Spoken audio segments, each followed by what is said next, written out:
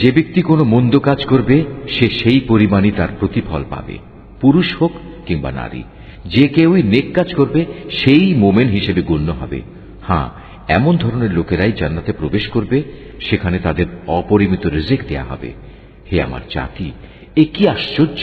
আমি তোমাদের জাহান্নাম থেকে মুক্তির দিকে ডাকছি, আর তোমরা আমাকে ডাকছো জাহান্নামের দিকে। তোমরা আমাকে একথার দিকে দাওয়াত দিচ্ছ যেন আমি আল্লাহ তাআলাকে অস্বীকার করি এবং তার সাথে অন্য কাউকে শরীক করি, যার সমর্থনে আমার কাছে কোনো দলিল প্রমাণ নেই। পক্ষান্তরে আমি তোমাদের আহ্বান করছি সেই আল্লাহ তাআলার দিকে, যিনি পরাক্রমশালী ও ক্ষমাশীল। অতএব পবিত্র ও মহান সে আল্লাহ তাআলা, যিনি প্রত্যেক বিষয়ের উপর সার্বভৌম ক্ষমতার একচ্ছত্র মালিক, এবং তার কাছেই একদিন তোমাদের সবাইকে ফিরে যেতে হবে। আমাদের এই সহজ সরল বাংলা অনুবাদ কোরআন মজিদটি সংগ্রহ করতে শরীফুল আর্ট অফ নেচার পেজে মেসেজ করুন অথবা স্ক্রিনে দেওয়া নম্বরে হোয়াটসঅ্যাপে যোগাযোগ করুন।